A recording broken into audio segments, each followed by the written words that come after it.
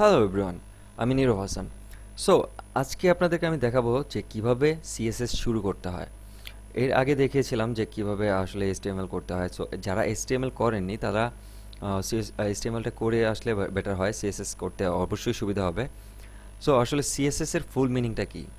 কাসকেডিং style sheet, এটা হচ্ছে এর ফুল মিনিং, সিএসএস। সো আপনি দেখতে পাচ্ছেন যে আমি এইচটিএমএল এর মাধ্যমে কিছু কাজ করে রেখেছি অলরেডি, হেডার ট্যাগ আর প্যারাগ্রাফ ট্যাগ দিয়ে।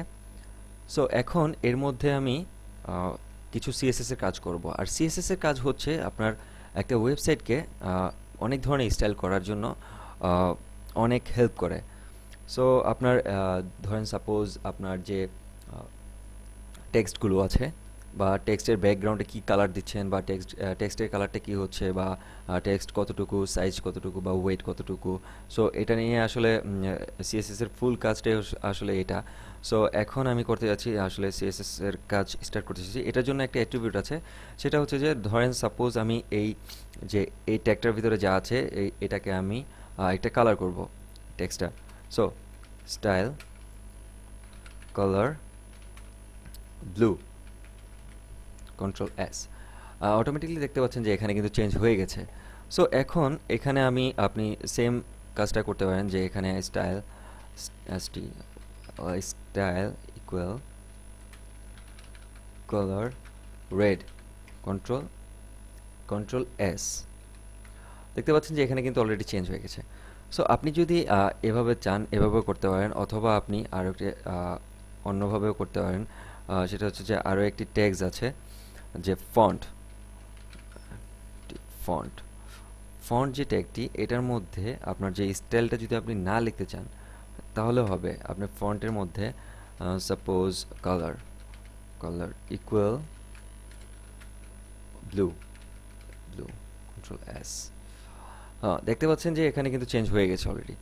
সো এটার আমরা এভাবে না করি, সো আপনি এভাবে করতে পারেন। আর এখন আপনি যদি এভাবে না করতে চান, আর এটা আর আরেকটা কথা আছে, যে সেটা হচ্ছে যে ইন্টারনাল স্টাইল শিট। সো আপনার কাজ করতে গেলে ইন্টারনাল বা এক্সটার্নাল করতে হবে। সো ফার্স্টে আমি ইন্টারনাল যেটা করতে হয় এটা একটু ডিফারেন্ট, বাট তারপর আমি দেখাচ্ছি। যে ট্যাগগুলো আছে সেগুলো আর কি ধরে নিতে হবে, সো কল করতে হবে। সো ফার্স্টে স্টাইল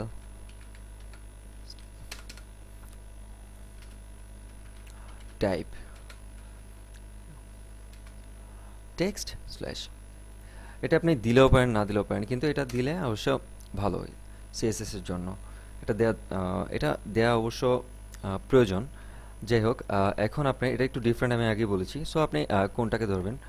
এখন আমি কন্ট্রোল এস দিচ্ছি, এখানে কিন্তু আগের মতো হয়ে গেছে। সো স্টাইল, আর এই যে ইন্টারনাল যে স্টাইল যে অ্যাট্রিবিউটটা, সেটা কিন্তু সেটা আপনার অবশ্যই হেডের ভিতরে দিতে হবে।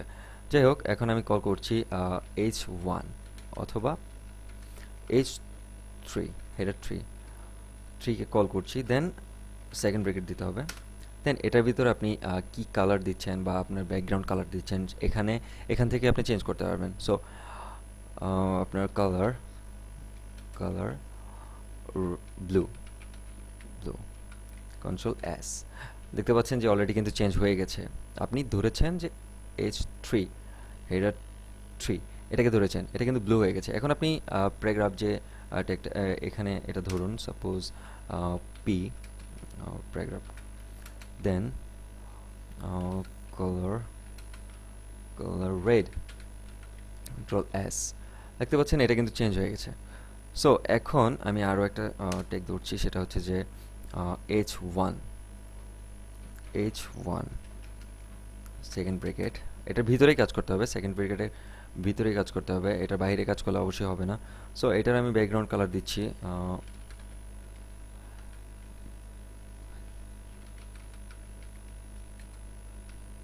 Background sorry background colour yellow, control S. এটা ব্যাকগ্রাউন্ড কালার কিন্তু চেঞ্জ হয়ে গেছে। সো আশা করছি আপনি প্রথম এভাবে শুরু করবেন, আর আশা করছি এটা বুঝতে পেরেছেন। যাই হোক, এই টিউটোরিয়ালে আমি দেখালাম যে কিভাবে আপনার একটা সেন্টেন্সকে বা আপনার যে ট্যাগস আছে, ট্যাগসের ভিতরে যে লেখাটা থাকবে সেখানে আসলে সেটাকে আপনি স্টাইল করতে পারবেন বা এটার কালার চেঞ্জ করতে পারবেন। সো এখানে আমি এটার কালারও চেঞ্জ করে দিই, এটার টেক্সটের কালারটা colour colour red, control S, দেখতে পাচ্ছেন এটা চেঞ্জ হয়ে গেছে। সো এটা হচ্ছে ইন্টারনাল স্টাইল শিট। আমি নেক্সট টিউটোরিয়ালে আপনাকে দেখাবো যে কীভাবে এক্সটার্নালভাবে কীভাবে স্টাইল শিট ক্রিয়েট করতে হয়। Thanks for watching.